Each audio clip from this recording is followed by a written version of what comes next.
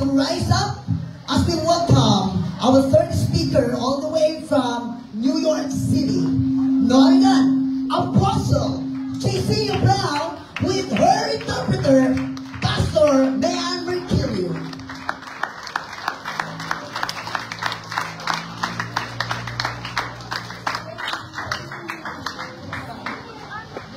Hallelujah. Bless the Lord, church.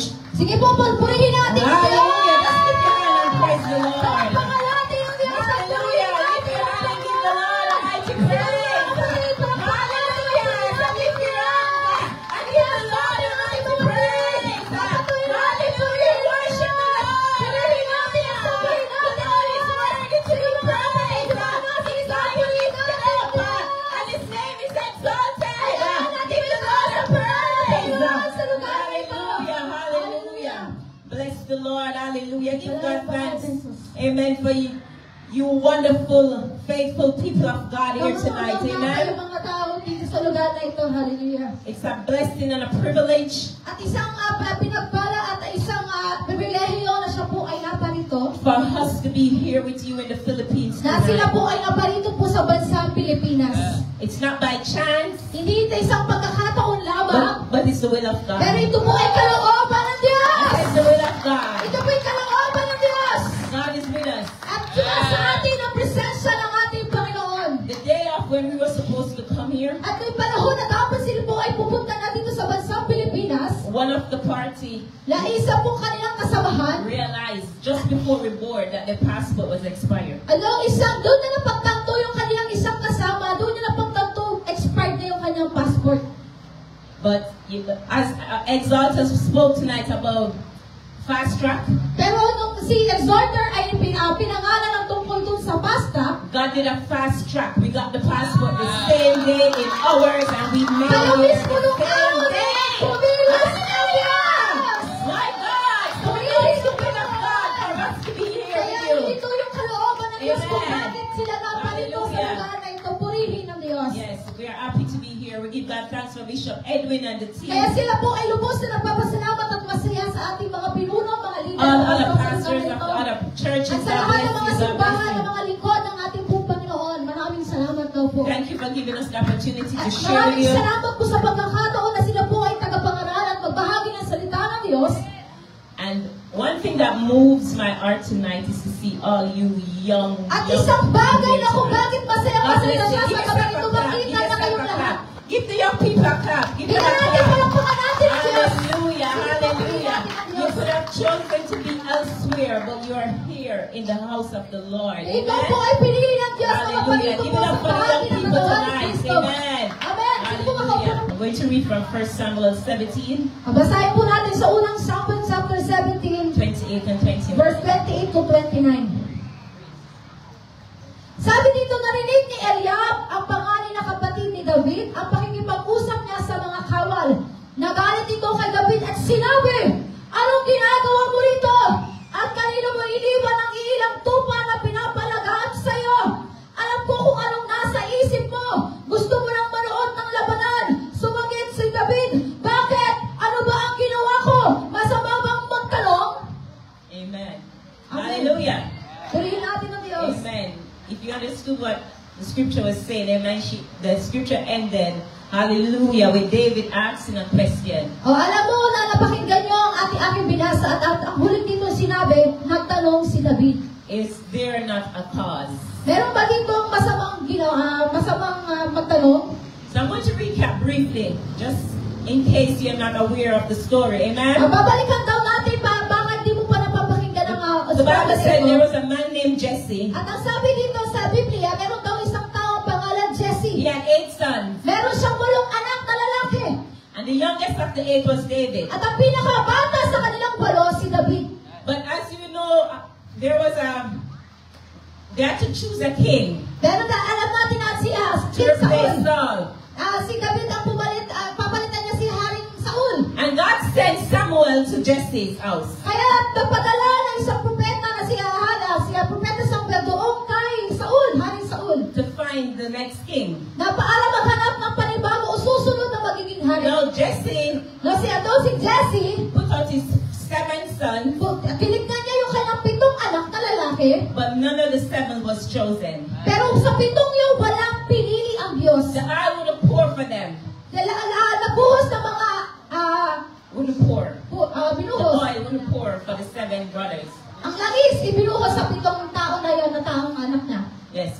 But there was a shepherd boy named David. Pero meron ditong isang magpapastor ang He pangalan was ay in si the back. David. He was in the back end of the field keeping the sheep. At nandun siya sa pastulan, nagtatrabaho, nagpapastor ng mga tuba.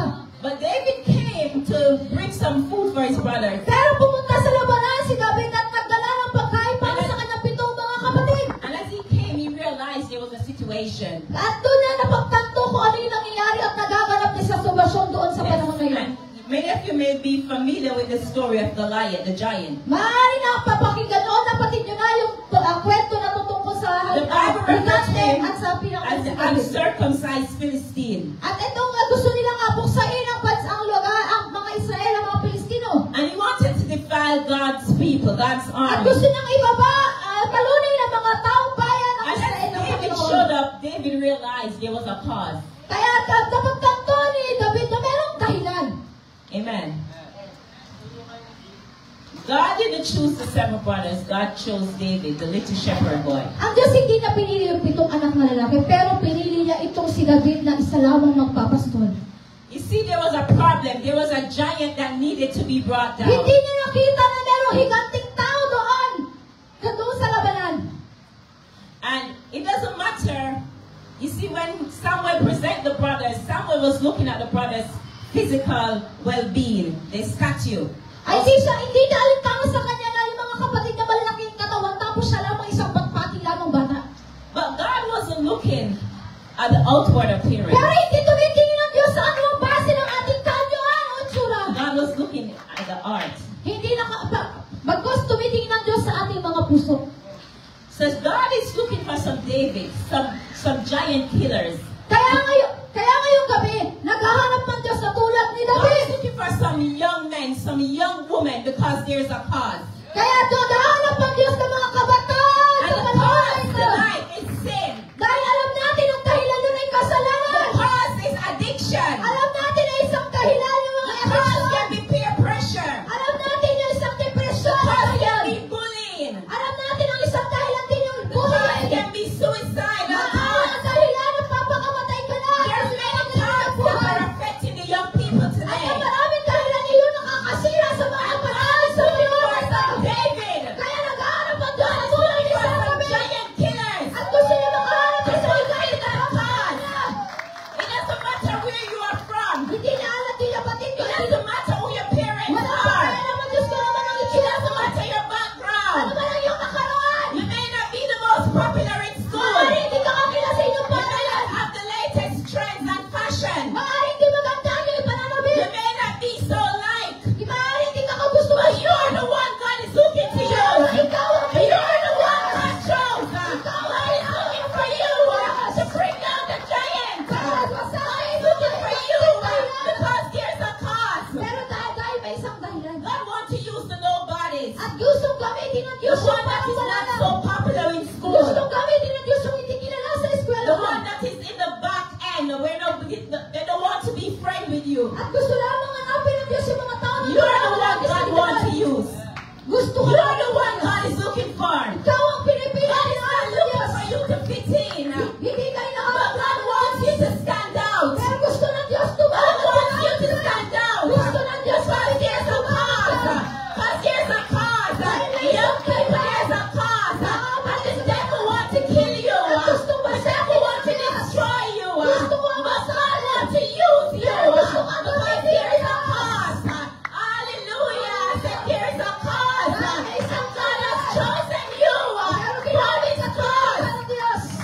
You are the authentic Ikaw ang generation. tunay nga disipulo sa panahon natin And na God yun. has chosen you. Ang tunay nga tinawag at pinili It's ka ng not Diyos. who you are. Hindi It's not who your family is. Kung sino man ang pamilya mo, You don't have to be qualified. hindi mo kailangan But God has chosen you. pero pinili ka ng Diyos. Amen. Amen. Say Sabi amen. natin naman, Amen. Amen. Some of you may have come from a broken home. maaaring ikaw galing ka sa wasak na You may pamilya. have conceived out of wedlock. You may have conceived out of wedlock. Your parents may have conceived you you out of wedlock. Ibig sabihin, maaaring hindi ka planado ng iyong magulang. You may have grown up in a poor family like Maaaring ikaw ay Gideon. doon namuhay sa isang pamilya na mahirap. Your mother may have been a prostitute like Maaaring iyong Rahab. magulang ay dati ding prostitute. But that doesn't define you. Pero hindi yun ang That magpapalagay doesn't ng define magulang you. sa'yo. Hallelujah. Say there is a cause. And God has chosen you. Hallelujah. God has created you for this cause. Hallelujah. My God. Hallelujah. Some of you, your parents may have considered aborting you. Maaaring ang magulang mo, paano ka dating tanggalin? Some of you may have mabuhay. been given up for adoption. Parang di ka matuloy, di ka mabuhay at may silang. You may have been that mistake child. Maaaring Stand for sabi child. ang magulang mo tingin na ikaw isang pagkakamali. Yeah, that one stand child. Ayaw One night mabuhay. stand child. Amen. That you may have been that child that caused your mother, your parents to drop out of school. Maaaring ikaw yung palagi nga gusto nang matanggal sa eskwelahan. Some of you may have been born to an alcoholic or a drug addict. Maaaring ang iba sa inyo ay mga addict na. Yes. Hallelujah. But God has chosen you. Pero pinili ka God nila. has chosen you. Pinili ka Hallelujah. Says God has chosen you. Pinili ka For this nila. cause. Hallelujah. There is a cause. And God has picked you. Hallelujah. Your past does not define who you are. Hallelujah. Your parents' background does not disqualify you. But God has picked you. I said, God has chosen you. I said, God has picked you. God has chosen you for this cause. Bless the name of Jesus. Hallelujah. Don't disqualify yourself. Huwag mo ibababa yung sarili. Hallelujah. Don't think you're not worthy. Huwag mo sabihin For this na. cause. Hallelujah. Maisip mo God na has chosen you. Pero lagi mo tatang pinili ka ng Diyos. Hallelujah. Don't lose focus. Huwag kang mawawalan ng Don't atensyon. lose sight of what God has showed you. Huwag mo bubulagin ang sarili mo. Don't Ano get ang ginagawa ng Diyos. discouraged. Huwag kang mawawalan ng Because pag-asa. there is a cause. Dahil may isang And God kailan. has created each and every one of you for that cause. At tinawag at nilikha tayo ng Diyos sa isang layunin at sa isang dahilan. Hallelujah. You see, when David came and inquired what was happening, At nung nagtanong si David, ano ba ang nangyayari dito? his brother thought that he was naughty. Kaya And he knows it. yung iba tinitingin sa kanya, wala ka naman, bakit ka pa nagtatanong? And David could have run away. Pero hindi siya tumalbo, hindi naging But dahilan para David saw tumakbo siya. that there was a cause. Dahil nakita ni David na may gagawin ng Diyos. David didn't let the size of the giant Wala siyang pakialam kung higanti ka. distract him Para or mapasunan ng discourage tao. him. At para manghina Because ako. David knew Dahil alam niya that the Lord, Jesus Christ, on his side. I said, David knew that he was a fighting in his own strength. dahil ang kanyang kalakasan ay mula sa Diyos. Bless the Lord. Hallelujah. When David, hallelujah, was going up against the giant, Kaya nung panahon na lang makikipaglaban si David doon kay Goliath. Saul gave him some armor. At nagkaroon siya ng isang pagkakataon. But David said, I cannot wear these Sabi armor. niya, hindi ko kaya suotin ito He mga said, I have not proven these armor. Hindi ko kaya suotin ito mabigat. And David took them off. Kaya tinanggal niya yung David pagkakas said, sa I'm not oras. going to go in a man-made armor. Sabi niya, hindi kailangan Hallelujah. ito. You cannot fight the enemy. Hindi ko kaya Flesh. kailangan. Hallelujah. But David went in the armor of God. Pero pagkasinud niya yung kalakasan, You have hindi pa sa makita ang Diyos. You have to armor yourself with the word of God. Kailangan mo puno So you yung can sarili mo sa fight salita ng the Diyos. giants in your Para life. malaban mo So na you bayan can mo ang fight Diyos. those giants Yung that are coming up against you. Those giants that are coming in your Huwag mo hayaan mind. ang mga ikante na Hallelujah. magpapahina Those sa'yo. giants that are talking to Wala, you. huwag mo When your hayaan. audience is hearing. Yung mga problema. My God. Those giants on the social media. Yung mga My God. Those peer pressure at school. Huwag mo papaitulot ang kahit sa You eskwelahan. have to put on the armor of God. Kaya mo suotin mo yung Hallelujah. So you balitin can ng fight Panginoon. and bring down those giants. in your Para life. mapagsak ang mga kawanan sa lakas. Hallelujah. Bless the name of Jesus. Authentic generation. Hallelujah. You are chosen for this cause. Amen. Ikaw ang tinawag at Hallelujah. pinili ng Diyos sa panahon natin ngayon. Many young people your age right now. Amen. Maaari kayo marami mga kabataan dito sa panahon na Many to. have died already. Marami na, They've never lived to see your age. maaari hindi nila tinitignan yung ano man ang edad Many mo. are in the jailhouse. Jail. jail. Ang maaari ikaw Many nasa are in the kulungan. jail. Many have taken up the guns. Dahil maaari sa inyo may bitbit na mga... Many have chosen to be in the gang. Maaari may mga tao gusto nilang But bitbit. you are 20th generation. Dahil ikaw ay tunay. Hallelujah. You're chosen. Hallelujah. To walk with the Lord. Hallelujah. For that, God is pleased. Hallelujah. Hallelujah. So don't let, hallelujah, the giant, hallelujah, bring us down. Stand up. Stand up. And fight a giant in your life. Stand up. And fight. Hallelujah. God has chosen you for a time as this. Ikaw ay pinili ng Diyos sa panahon natin ngayon. Hallelujah. The Bible says, amen, you are a chosen At generation. sabi ng Biblia, ikaw ay A haring pinili ng peculiar Diyos. people. A peculiar people. Hallelujah. Yeah. You're created because there is a cause. Amen. Hallelujah. Bless the name of Jesus. Hallelujah. Young people, don't try to fit in. Amen. Hallelujah. Don't try to go with the street trends and style. Di mo kailangan na sumabay sa takbo ng daigdig ngayon. Don't try to do what the world is doing. Hindi naman kailangan sundin mo kung ano man yung It's nangyayari not sa every daigdig. trend that you see. Huwag kang sumabay sa takbo ng daigdig sa panahon natin ngayon. Young men nowadays are wearing their pants. Maraming in their kabataan butts. ngayon nagsusot ng They're not wearing pagkakaseksi. them in any belts. Maraming tao ba? That's not for you. That's for the jailhouse. Huwag kang papaitulit mga kapatid. Don't try to fit in. Hindi mo kailangan Don't sumabay sa try to kanila. stand out. Kailangan mo. It's okay to be different. Hindi pwede kailangan It's okay to be sa that kanila. one with your pants at your waist and a belt in it. Hindi kailangan sundin mo. It's okay. Kaya ang sundin nyo. Yes, oh, young ladies, okay. Mga kabataan, Cover up your bodies. Hallelujah. It's okay. But your bodies are temple of God. Hallelujah. It's not for the world to see. Ang ating katawan ay hindi sana sa testing ko dito para sa Diyos. It's okay to be different. Because Okay, you're an that's authentic okay. generation. Basta ikaw ay totoo na lingkod at disipulo ng Kristo. Amen. Hallelujah. Hallelujah.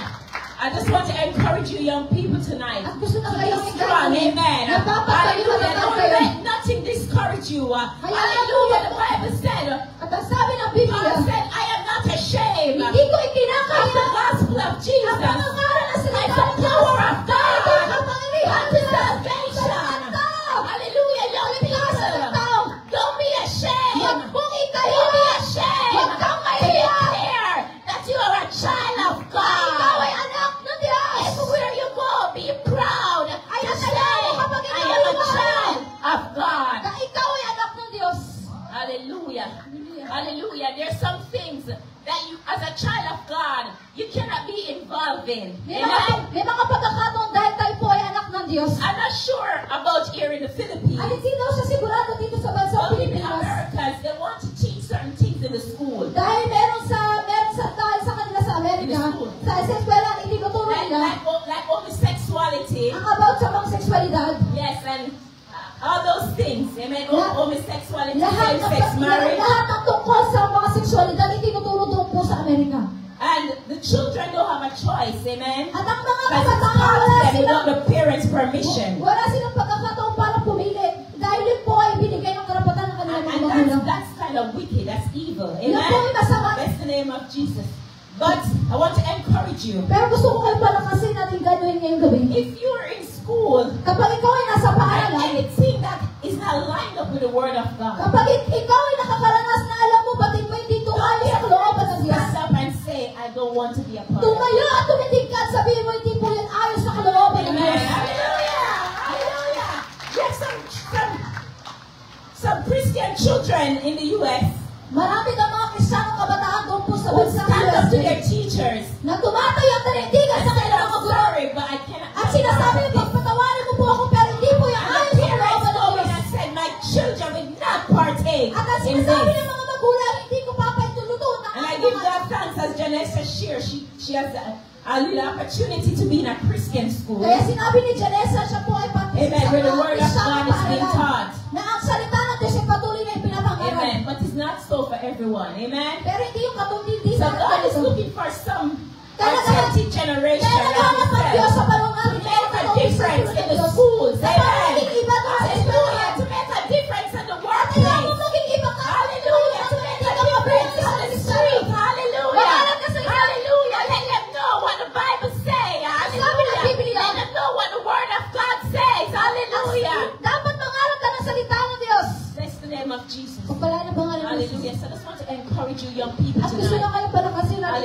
ngayong you're gabi. not, hallelujah, a mistake. Hindi ka isang pagkakamali. You're not here by coincidence. Hindi ka isang aksidente lamang kung bakit ka nandito sa God knew you before you were conceived in your mother's Alam womb. ng Diyos, bago ka pa man He ipag-ihiling said He has alam ng ordained you. Diyos. He has ordained you. And Pinili He na has kita. chosen you for a Pinili na time as kita. this. Sabi ng Panginoon. Hallelujah. Each and every one of you here Bawat isa sa tonight atin ngayon sa gabi ito has a purpose. ay merong layunin. God has a purpose for Merong each and layunin ng every Diyos sa one of buhay you. ng bawat Amen. isa. Hallelujah. Hallelujah. Hallelujah. So you have to arise Kaya in your kung purpose. tumingin Amen. sa layunin ng Diyos, On a purpose. may And layunin. God's purpose at that time was to bring down the giants. Ang layunin ng buhay ay bagsak yung gawa ni Satanas. And God is going to use this generation. At gagamitin ng Diyos ang mga relasyon niya. Amen. Gagamitin, baguhin ng lightning. Baguhin ng lightning. Hallelujah. Hallelujah. The Bible said in Romans, amen. Sabi ng Biblia Hallelujah. sa Roma, Do not conform to this world. huwag kang makiayon sa takbo ng lightning. Transform. Magkas, magbago ka. Hallelujah. By the renewing of your mind. Magbago na yung Hallelujah. kaisipan. So you have to be transformed. Kailangan magbago ka talaga. Transform. Magbago ka. This generation. Sa panahon natin. Hallelujah. Hallelujah. Because you're the authentic Dahil generation ikaw ay tunay ang of this disipulo ng end Diyos. time. Sa panahon Amen. natin ngayon. Bless the Lord. Pagpalain Hallelujah. ang pangalan ng Diyos. Hallelujah. We all have a past and a testimony. Amen. Marami tayo sa Hallelujah. I was at your age. Hallelujah. At some point. Amen. And also I'm a 24-year-old daughter. Meron Amen. pa siya isang anak na babae na Hallelujah. edad ay 24 years old. Amen. And I see what the enemy can do with the young people. At nakikita Hallelujah. niyo kung ano man yung ginagawa ni Satanas sa mga kabataan sa panahon natin There was a ngayon. time when I was out in the world. Amen. Dahil ang meron din sa panahon niya, nandun sa panahon niya, In the parties, in the clubhouse. sa mga party, sa mga club. Amen. Hallelujah. Keeping parties out 7 nights a week. Oh, 7 araw, nagsasaya doon sa mga club. Doing all these things for the devil. Ginagawa mo to hindi para sa Diyos, kundi kay Satanas. And there were many times when I came to close death At maraming situation. pagkakataon sa kanyang buhay na mabutik-butik ka na siyang mamatay. But God saved me. Pero iniligtas siya He ni had Diyos. a purpose for me. Dahil may layunin ng Diyos sa kanyang buhay. Saved me. At iniligtas ka ng He Diyos. had a purpose for me. Dahil may layunin ng Diyos sa kanyang buhay. Hallelujah. And I never look back. At ayaw niya I ang never balikan. look back. Ayaw niya ang balikan. 20 years saved. I've never looked back. Ayaw niya ang balikan yung buhay na dati. And young people, you can do the same. Kailangan mga You can kabataan do the gawin nila kung ano same. yung ginawa niya. Even if your parents are not walking with the Lord, Maaari you tingin siya ng keep iyong buhay. walking with the Lord. Kailangan tumayo ka You, sa God kalooban will ng use Diyos. you. Dahil gagamitin ka ng Diyos para kasama mo na sila isang araw. Hallelujah. Hallelujah. God is going to use each and every one of you. Amen. Gagamitin ang bawat isa To niyo bring others to Him. para maaakay ka Hallelujah. ng Bring ibang tao. others to Him. Gamitin niyo mo gamitin ang buhay mo. Disciples. Para Amen. mga tao maakay. And just like Janessa said, At ang sabi amen. nga ng kanyang anak na si Janessa, Don't be afraid to share Jesus huwag kang matakot na with ipangaral anyone at you come in pakilala si contact Jesus with. sa mga pamilya sa mga Hallelujah. tao. Hallelujah.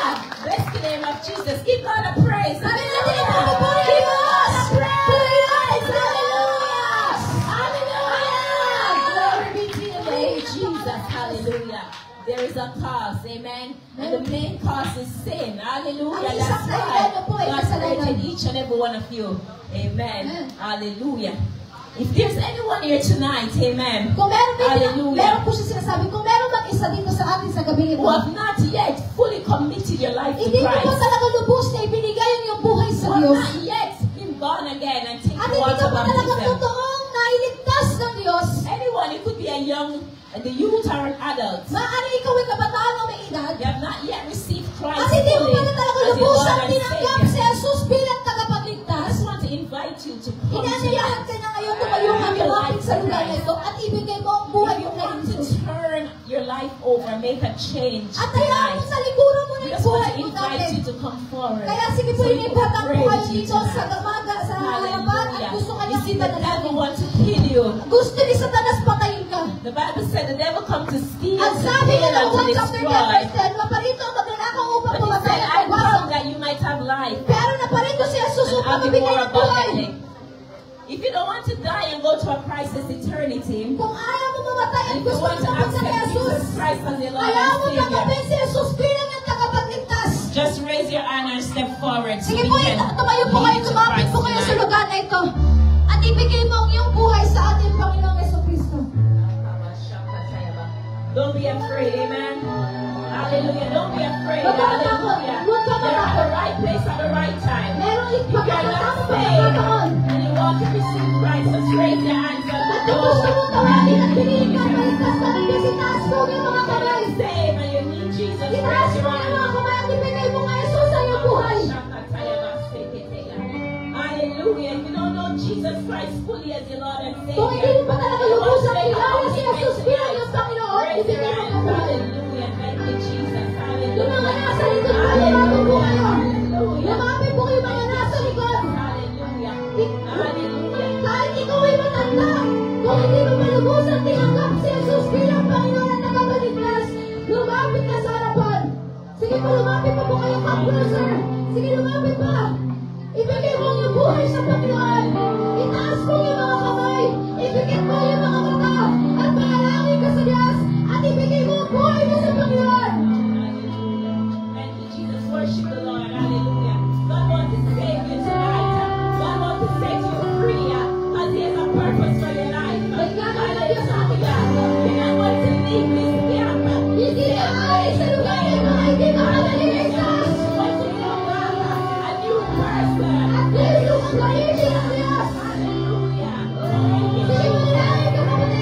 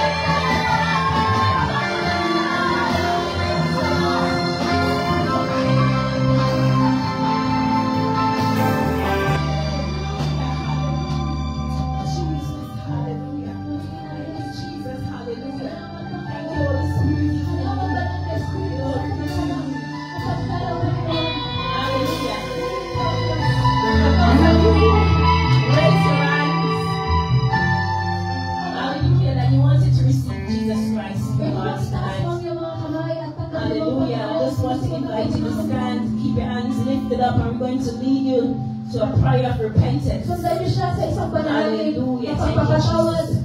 God will have it that you are here at this camp At for a masaya time kasi ang like this. Diyos na ikaw ay sumama sa iyong camp And nito. God wants to save you and set you free. At gusto ka palayain ng Diyos at iligtas mo, Hallelujah. You will Panginoon. not go back home the same way you came At here. hindi ka na mananatili kung ano man ka Hallelujah. natin. You're going to go back home as a new At creature. nauuwi